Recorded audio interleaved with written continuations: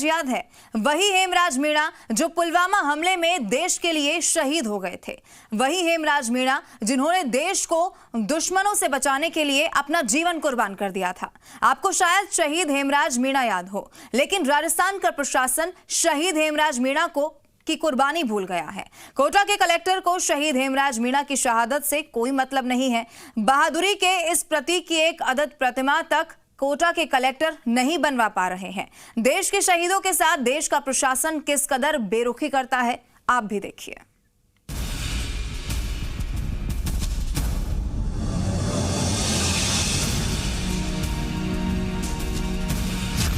शहीद हेमराज मीणा को भूल गया प्रशासन। वीरता के प्रतीक की प्रतिमा अब तक क्यों नहीं? कोटा के कलेक्टर साहब शहीद हेमराज को क्यों भूल गए हैं? कोटा के कलेक्टर साहब शहीद के नाम पर सर्किल कब? वतन की खातिर मर मिटने की शपथ लेने वाले जवान तो अपने वायदे पर कायम रहते हैं।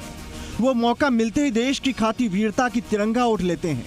लेकिन उन शहीदों को हमारा समाज, हमारा प्रशासन कितनी आसानी से भुला देता है। शहीदों की वीरांगनाओं को कैसे एक दफ्तर से दूसरे दफ्तर की चौखट तक चक्कर कटवाता है। वो शहीद हेमराज मीणा की वीरांगना को देखकर आप आसानी से उसका अंदाजा लगा सकते हैं।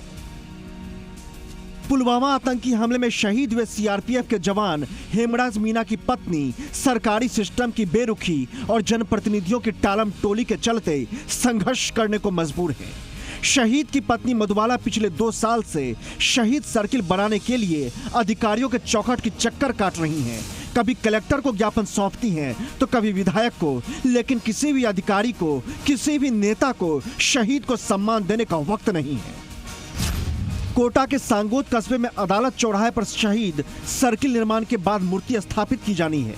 23 फरवरी 2019 के कलेक्टर के आदेश पर सांगोद नगर पालिका ने करीब 13.51 लाख रुपए का प्लान पास कर दिया था। इसके लिए नगर पालिका ने टेंडर भी जारी कर दिया, लेकिन 2 साल बीत जाने के बाद भी शहीद सर्किल का निर्माण नहीं हो सका है। शहीद की पत्नी का आरोप है कि सांगोद में अदालत चौराहे पर प्रभावशाली लोगों ने अतिक्रमण कर रखा है और उस अतिक्रमण को हटाने की जहमत प्रशासन उठा नहीं पा रहा है। मैं भैया अदालत चौराहे के लिए मांग रही हूँ। 2 साल होने जा रहा है, कोई सब नेता बोल के आए, मतलब कोई कुछ नहीं कर रहे। मैं इस बार से 5 बार मैं कलेक्टर साहब गुड़े आ चुकी हूँ। अभी भी कलेक्टर साहब ने 7 दिन का आश्वासन दिया है मेरे को। मैं 7 दिन पाछे वापस फिर आऊँगी और 1 महीने के अंदर मेरा कुछ काम नहीं तो मैं कलेक्टर में आके धरना दूंगी मेरे 4 बच्चों को लेकर। शहीद की पत्नी मधुबाला हर चौखट पर गईं, नेताओं के, जनप्रतिनिधियों के, अधिकारियों के, लेकिन कोई भी अतिक्रमण को हटाने की जहमत नहीं उठा पा रहा है, जिसके बाद अब शहीद हेमराज का परिवार धरने पर बैठने की बात कर रहा है। कलेक्टर साहब को धारीवाल जी को मैं पूरी एप्लीकेशन देखी है, पूरी इतनी मोटी कॉपी देखी है धारीवाल, उन्होंने भी कुछ उसकी तरफ देखा भी नहीं धारीवाल जी ने, और जबरदस्ती भगी हुई दे के आई हूँ। अभी मैं भगी हुई गांव से आ रही हूँ बच्चों को संभाल के। कलेक्टर साहब से बात की ने पीए से, मैं 3 बजे कलेक्टर साहब को मिल रही हूँ।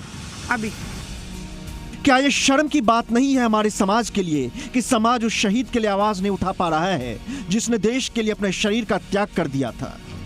प्रशासन के लिए शर्म की बात नहीं तो और क्या है कि वह शहीद हेमराज की प्रतिमा नहीं बनवा पा रहा है?